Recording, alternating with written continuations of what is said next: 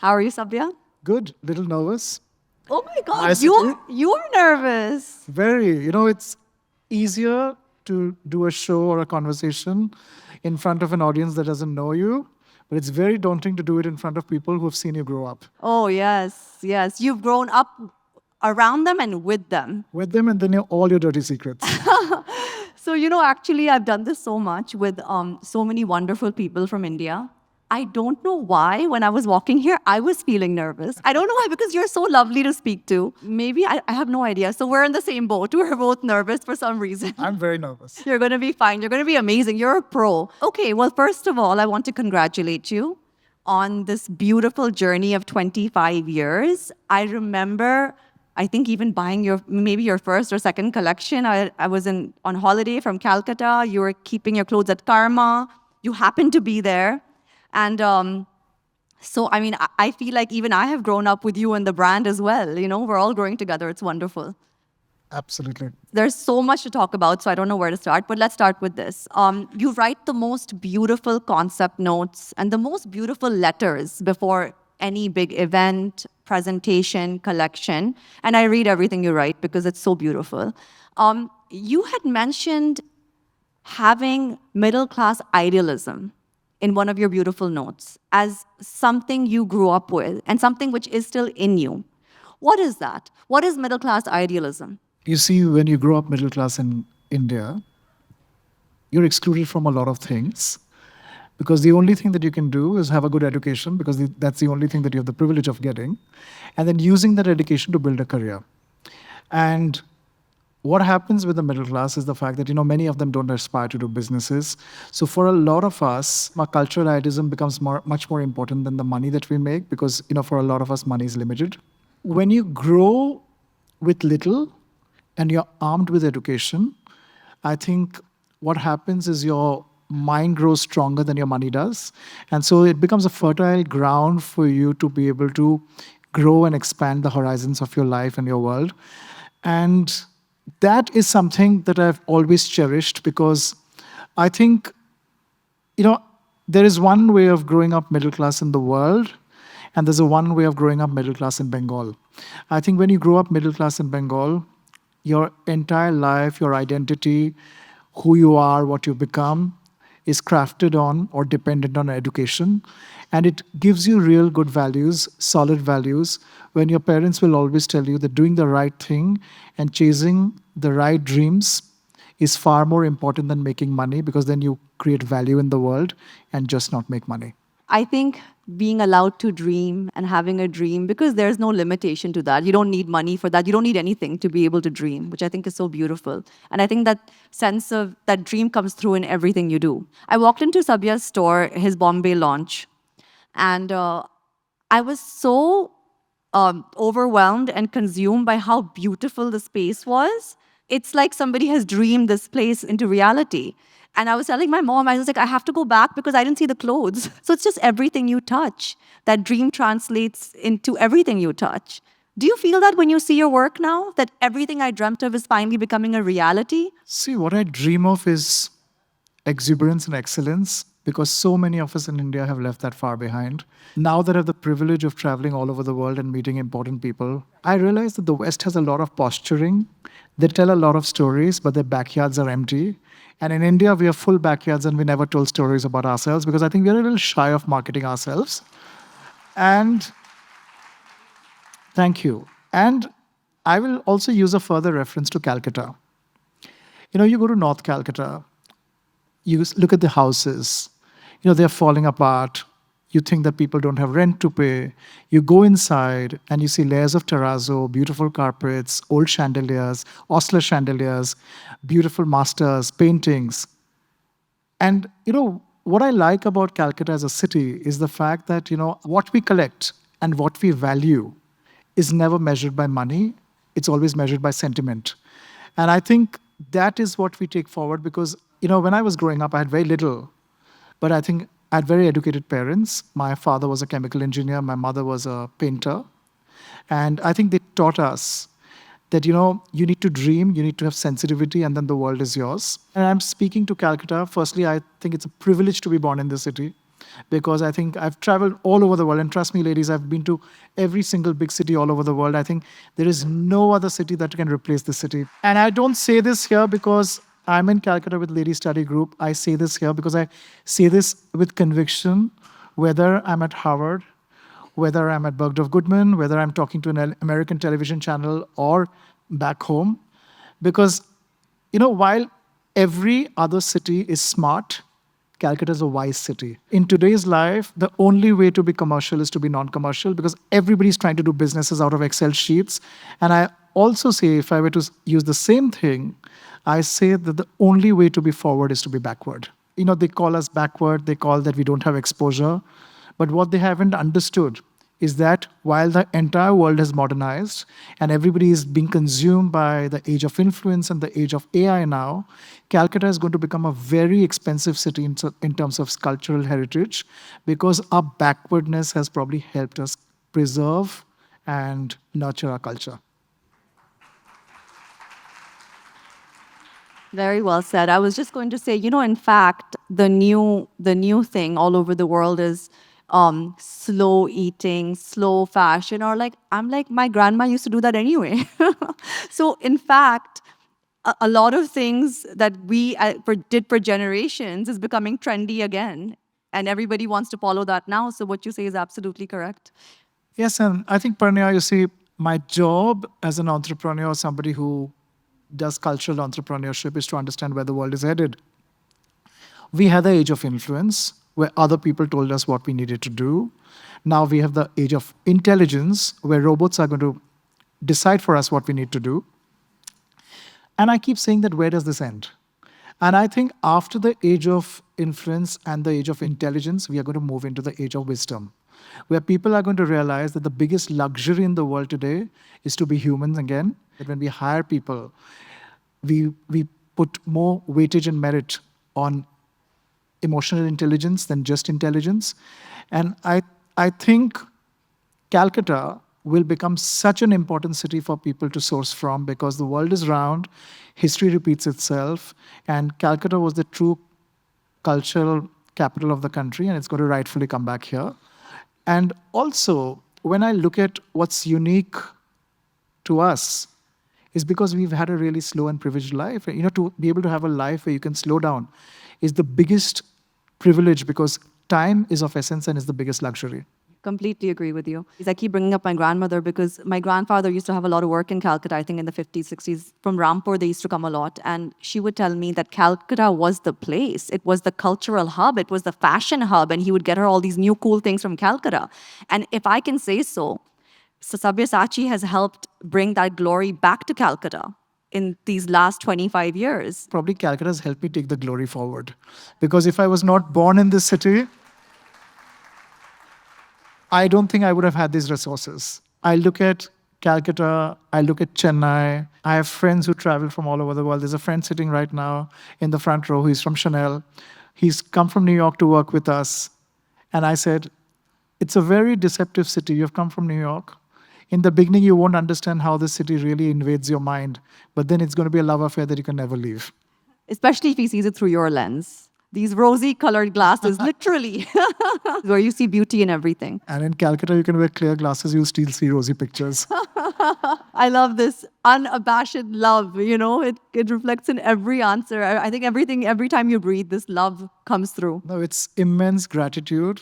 And you don't realize this when you're growing up. You don't realize this when you're in your mid-20s and your 30s. But as you move into your 40s, and I've just turned 51, when I reflect back, I thank God every day that I was born in this city. It's a huge privilege. That's the sweetest compliment, too, to the city and everyone who lives here. Honestly, because you are the poster boy. You are the star of the city. I know you feel very embarrassed when I say this. I can see it on your face. But it's a fact. It's true and it's beautiful, these 25 years. No, it's odd because there are many women in this room who have made me who I am. I don't know if Neelu Parekh is here. But Neelu was my first customer. I made my first sari for her. Sangeeta and Purnima, who put me in my first ever store, SP, Preeti Goenka, Preeti and Sanjeev, who were the first ones to give me a professional show with national designers. And I was like, I was a young student. I was like, oh, wow, so this is what the fashion industry is all about. And then all the women in this room, you know, by believing in me, by wearing my clothes, by helping me grow my business, they have given me the wings to take India and Calcutta internationally. So I have to thank every one of them. Okay, let's talk some fashion now. Okay. I Very want- nervous to talk fashion with you, but You have changed the way brides dress in India. Because at first, there were a lot of designers who were doing nice clothes, but brides were very lost. They didn't know how to style the dupatta. They didn't know what jewelry to wear with it. And this is even before you had your own jewelry. I remember you taking bridal appointments because you've taken one with me in Delhi at Karma and saying that, you know, if you're buying the sari, you should wear it like this. You should do your hair like this. You were like a designer slash stylist. People are getting both services with you. And slowly, slowly, when the jewelry and the accessories and everything started, girls and brides were getting a full look. And now all these brides are so chic and so beautiful for so many years. Everybody wants to be a Sabya bride. And thanks to you, they all look stunning and nobody's lost anymore. no, thank you. And we try. You know, I've grown up with very fashionable women. My mother went to government art college. She was very bohemian. And I remember even when I was 7 years old or 8 years old, my mother had incredibly short crew cut hair. She used to wear these deep plunging sleeveless blouses with her cotton saris, and she used to have sunflowers in her hair. And you know, her friends were even more bohemian. Many of them smoked cigarettes. They drove their own cars. They had affairs. And I think they were a different. If you look at Calcutta, I don't know about the rest of India, Calcutta truly is a matriarchal society. You know, so I was talking to somebody the other day and we were talking about gender politics. We were speaking about feminism and we were talking about equal pay. I said in Calcutta, that concept doesn't work. It's women have more pay. And I think a lot of women have more say than the men, and the men are terrified of the women in Calcutta. I should move here. Do you feel that bridal fashion with clothes and now even with jewelry is the core of what you do? It's your backbone in terms of at least sales and numbers? No, actually, we are going to be moving away from bridal. It is not going to be our biggest business. And I'll tell you the reason why. You know, when a slew of these big weddings happened in India, including the big Bollywood weddings, the big industrial weddings, everybody said that, you know, there is going to be a very big reinvention of bridal wear in this country. Weddings are going to get more and more and more opulent. But that is not the case anymore, Parnya. I'll tell you the reason why. So I have many women who I meet at airports and probably in hotel lobbies, and they ask me only one thing. I'm very stressed. I have acidity. I can't sleep at night. I said, why? Daughter's refusing to get married. I'm like, all right. And how old is the daughter? She's 32. Biological clock is ticking. I don't even know if she's going to have children because, you know, we used to get married when we were 17, 18, 19, 20. And I was like, what does your daughter do? She's an entrepreneur. I said, where did she go to study? Oh, she went to Stanford. I'm like, So you give your daughter the power and the privilege to go in the world outside, see the best of the world, train her and encourage her and nurture her to be independent, and then you expect her to come and bake cakes and make children and get subjugated to a man. I said, that's not going to happen anymore. And today, you see, there are other politics at play. There was a time when in India, you established social hierarchy with the power of money.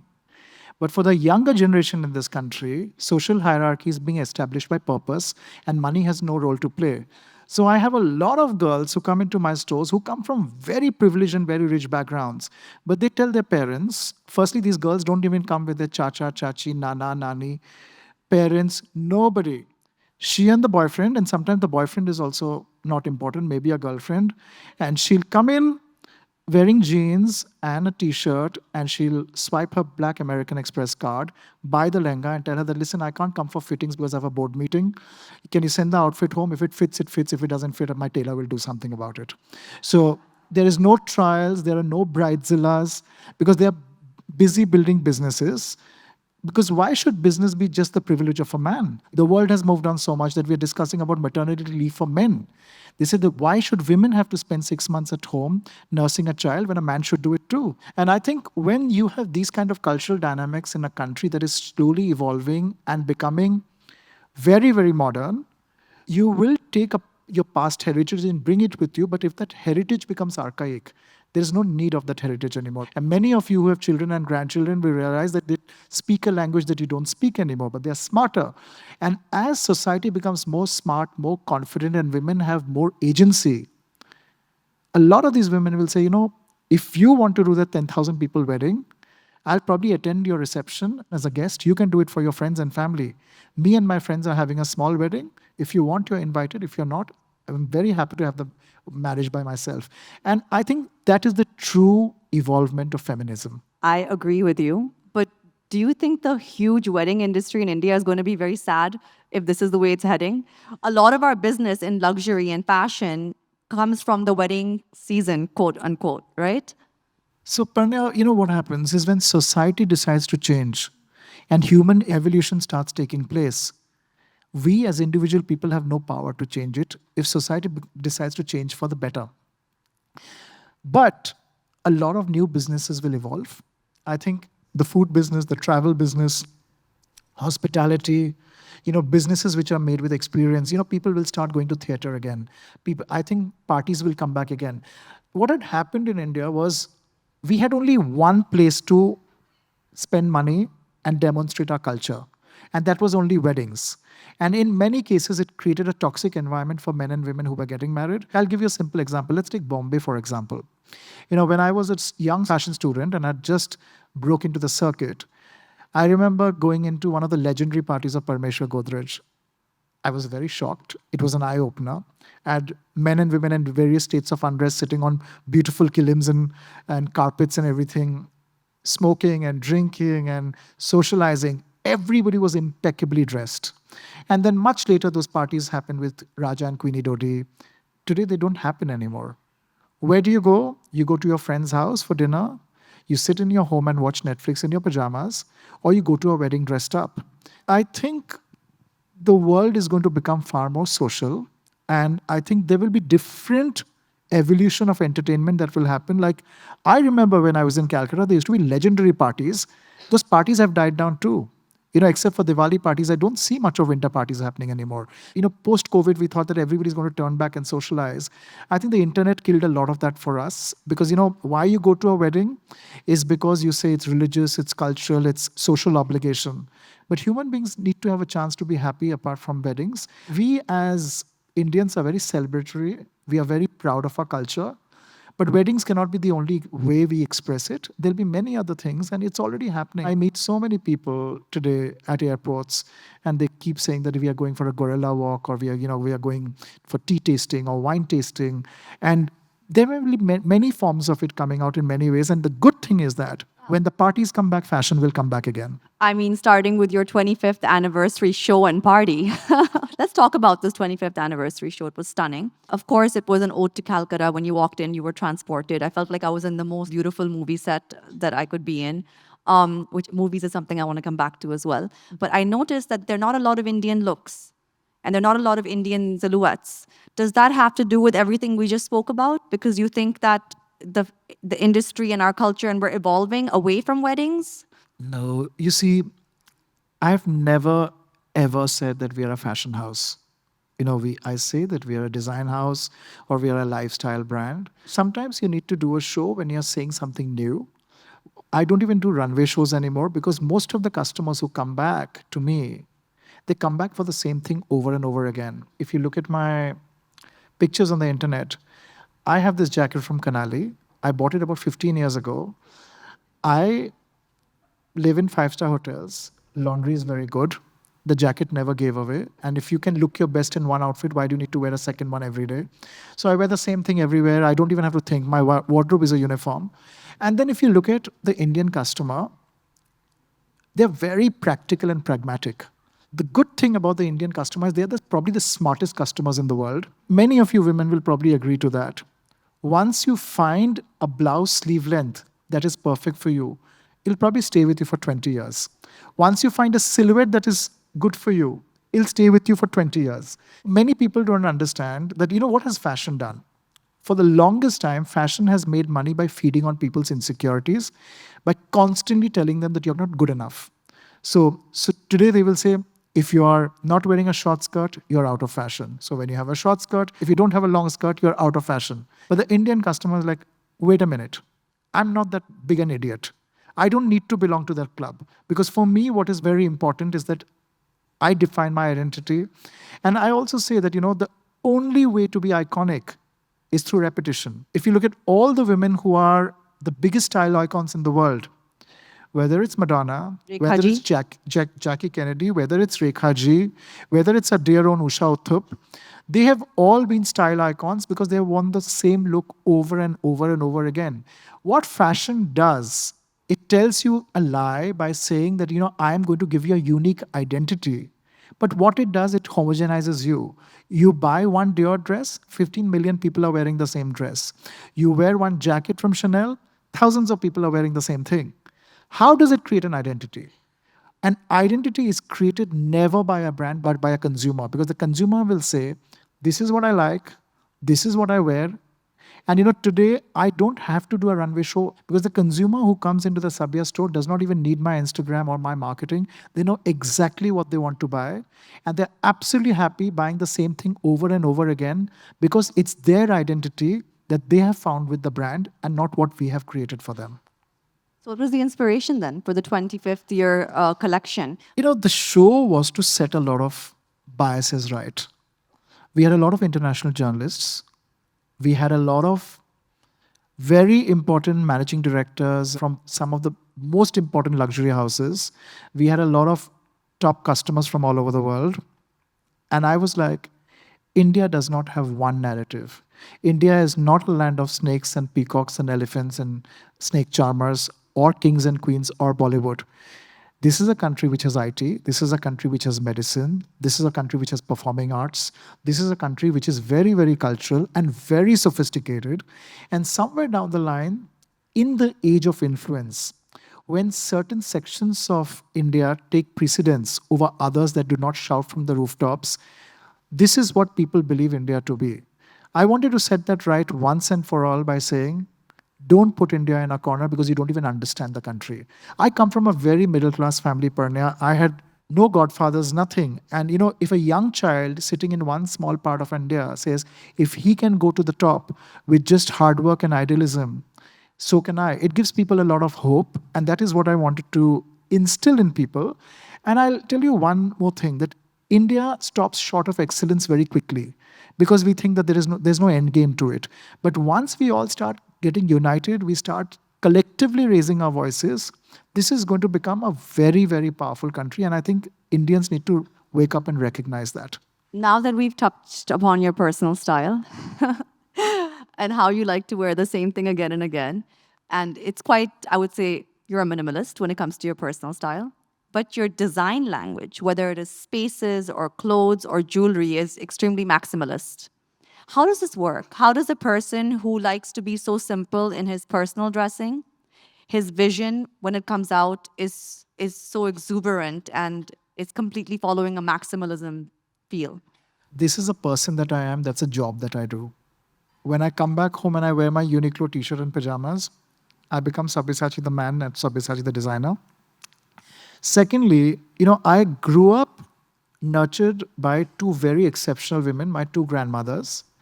My father's mother, who came as a refugee from Bangladesh, she had 5 children, didn't get married, very, very strong and severe and staunch, and, very spiritual. And my mother's mother, who was completely and thoroughly spoiled, was very rich, had many rice mills, but had a heart of gold. One taught me the power of minimalism. The other taught me the possibilities that maximalism could give. And I think somewhere down the line, I enjoyed both. But, you always build great businesses with detachment. If you become the business, then you'll never have an objective view of what the business needs. And I'm glad that I have a very objective minimalism and a very subjective maximalism. So I make sure that both of these don't ever cross each other's lines. Very good advice. This is for people, who sometimes don't know how to draw the line. Maybe that's me sometimes. Very good advice. You see, there are two things. You are either an artist or you're a businessman. And I'm always a businessman first. I do the art of business, but it's business at the end of the day. When I was growing up, my father was working in a jute mill. A lot of the jute got perished in West Bengal because it got replaced by plastic. And he couldn't find a job. And I saw how a middle class family could get devastated by the issue of unemployment. Because, my father used to do tuitions, my mother used to do tuitions, I used to do tuitions, a family of four scrambling to stay alive. And in West Bengal, if you see the best jewelry karigars in the country, they're all from Bengal. They've all left Bengal because there was no business here. If you see the best craftsmanship in this country, the karigars are from Bengal. Many of them have migrated because they couldn't find jobs here. There are many women sitting here who employ a lot of artisans, and they work with some of the best brands all over the world. And I think together what we are doing is we are creating reverse migration, because for me, I have a very simple agenda. While I build a brand that is going to continuously show the mirror to the West as to how important we are I won't even call India a nation, I call India a civilization. And I've always said that I've never, ever thought India was a third world country. I've thought India as a first world civilization, because history comes before commerce. And if I have a choice of buying a car and buying a factory, I would prefer to buy a factory, because it helps me to create more and more employment, and I enjoy that. Wow. Okay, so Sabya the businessman. Always. I do have to say, though, I've been a huge fan of your styling. I see these, for many years, I've been seeing these campaigns, which so many other people tried to copy, could never do it, because you're obviously a trendsetter. But the way you put things together, the creative direction, the styling, the marketing, like I said, your words are so beautiful. Sabyasachi the stylist, Sabyasachi the designer, Sabyasachi the marketer, the businessman. What are you the best at, really? My biggest strength is being able to understand where society is headed before it gets there. I think that is what makes you an innovator, because every other job that I do at some point or the other can be replicated by people in my company. The only thing that probably I can do alone, and I'm not being able to find people who can catch up, is I understand the evolution of society before society changes. And that is what keeps us ahead. And that's probably what kept us ahead of the game for 25 years. Okay, now, so we know how much and what all you've contributed to the fashion industry and the retail industry in India. That we've all seen your journey, like we spoke about it. What have you learned from the fashion industry? Because there were people before you. There was an industry that was already set up. I do have to say the fashion industry in India is very new compared to other countries. But what have you learned being in this industry for 25 years? The first lesson that you learn is that it's all transient and ephemeral, just like fashion. So it's going to disappear. What's not going to disappear is the legacy that you leave behind. And nothing can replace authentic thinking and hard work. The other thing that I've learned, a friend of mine opened my eyes to it, Deepika Padukone, is the power of patience. She only said one thing, I think on the cover of a magazine, that I don't need to go out into the world to become world famous. I'll bring the world to India. And I'm following Deepika's advice. I don't need to go and do big shows all over the world. I will bring the world to India. And I think that is what was a game changer for me. Okay, speaking of legacy, you just brought up legacy. See, because the fashion industry is quite new in India, we really haven't seen a lot of succession plans. Lately, we've been seeing very large retail houses take ownership of brands, which I guess will help with the succession as well. What do you feel like for your brand personally? What's the succession plan? And in general in the industry, where is that going? I don't even think Sabyasachi belongs to me anymore. It belongs to the people of the country. It belongs to Calcutta. So when I was giving my business to Kumar Mangalam Birla, I gave him 51%. I think the whole country was in shock. Many people came and told me, you cannot sell. If you sell, it'll break our hearts. What will happen to our businesses? But I said, this is not a post-COVID panic sale, because, my company was very profitable. It had a lot of cash reserve. It had a very, very strong EBITDA, more than what international luxury brands have. But I was very clear about one thing. See, I don't have any children.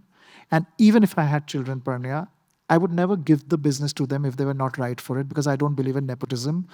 I believe that businesses should be given to people who are capable of running businesses. And I wanted to corporatize Sabyasachi. I meet a lot of people when I'm traveling at airports, at different do's, in shops.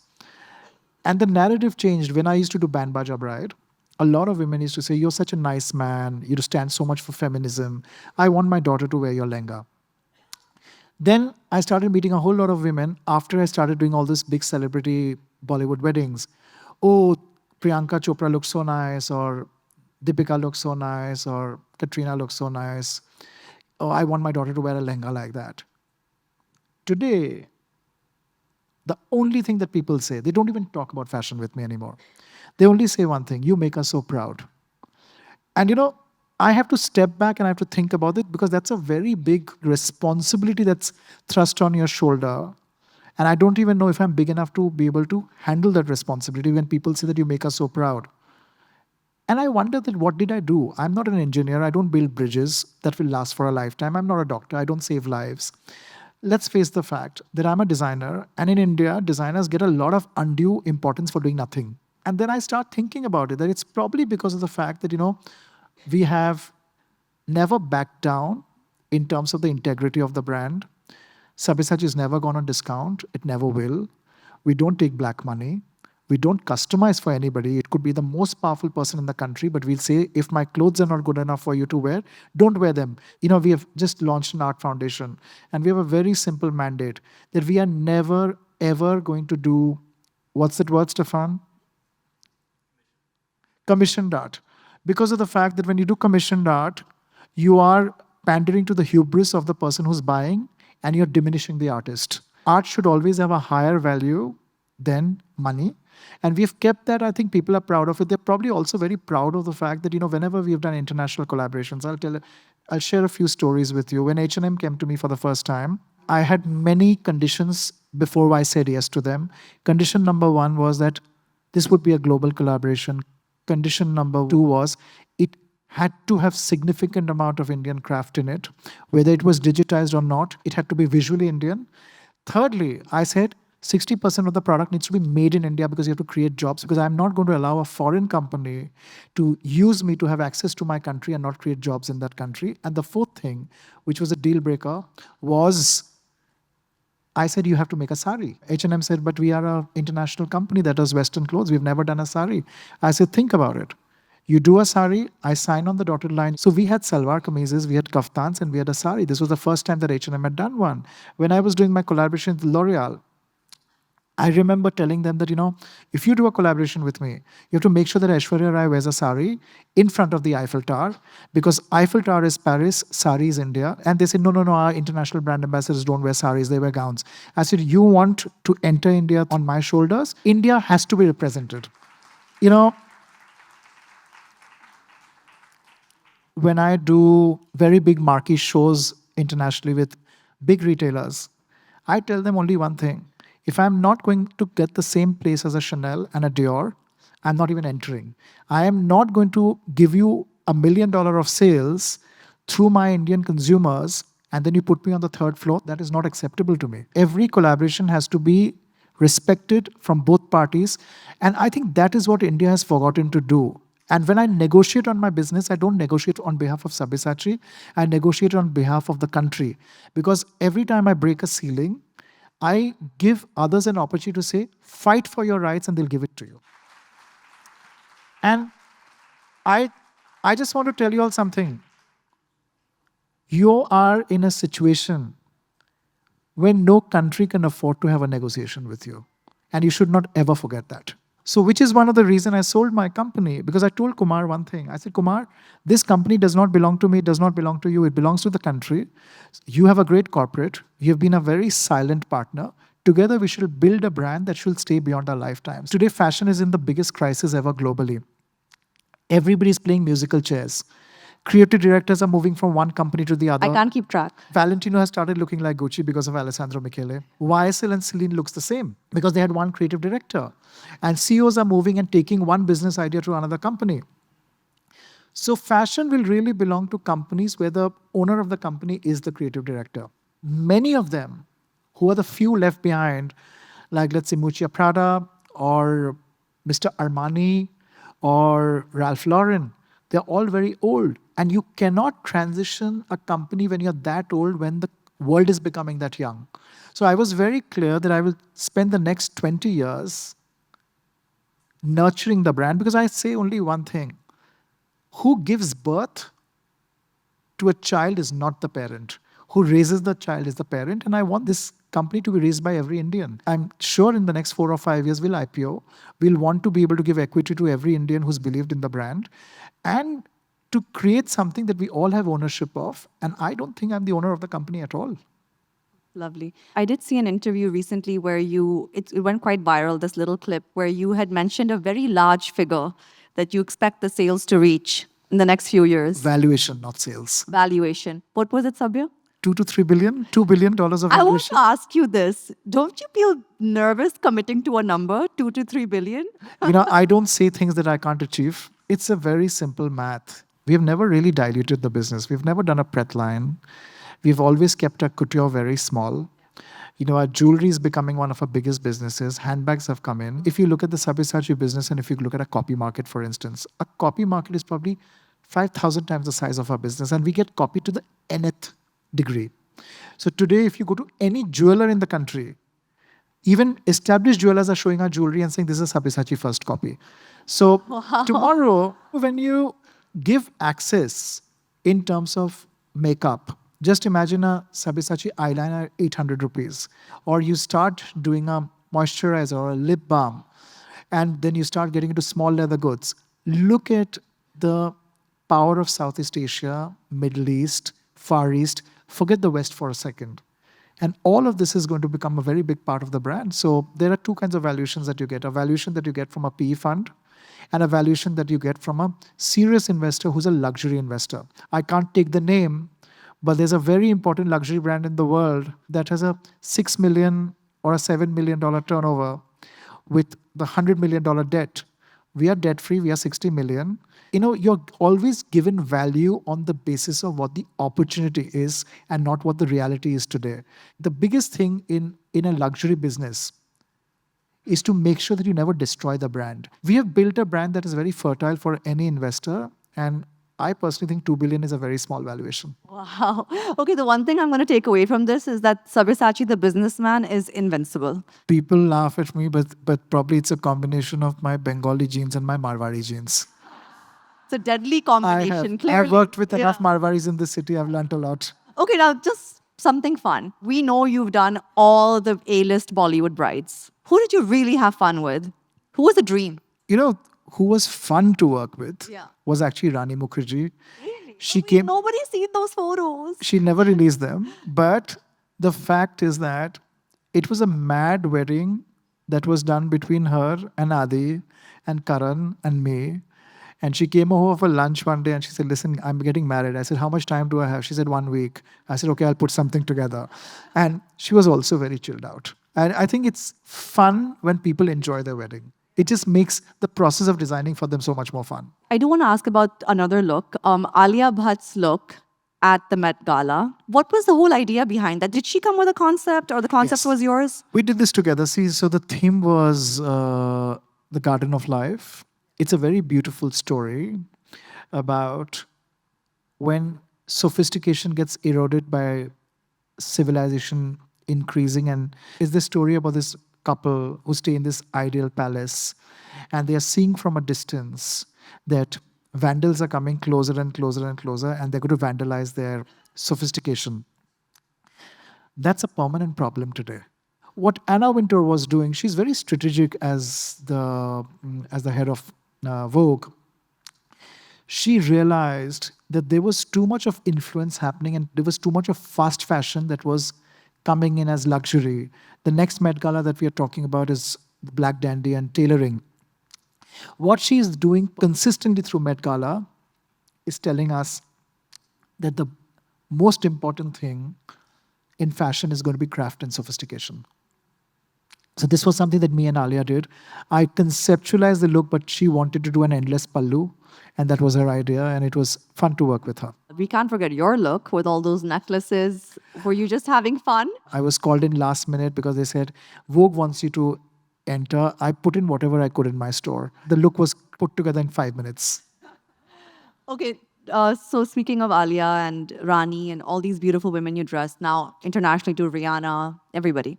I just saw Goldie Hawn on your page, iconic. What gives you more pleasure? Seeing these women who are iconic and high achievers in the public domain, or seeing just local women going about their life and wearing Sabyasachi in their daily life? Like, what gives you more pride and pleasure? I think what I feel very good about is, I stay permanently at the Taj in Bombay, and every night there's a wedding.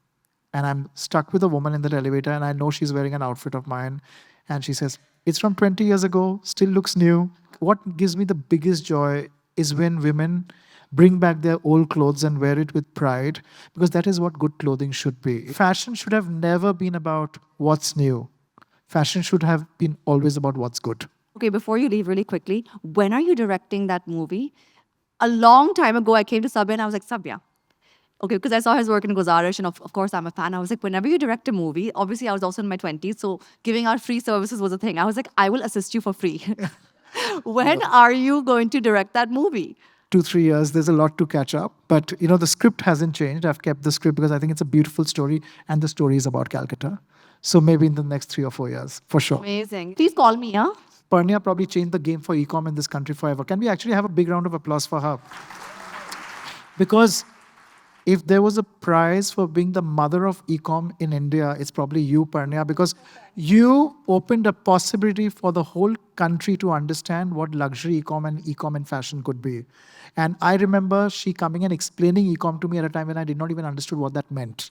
It was at Karma. I remember that. You had come with your advisor. Thank you so much, Sabya. Thank This has you. been an absolute pleasure and eye-opening in many ways. I mean, I follow everything you do, but it's always nice to learn something new. Thank you Thank so you. much. So, in my effort to support upcoming local brands, today I'm wearing this really cute shirt by Kiava, Keava.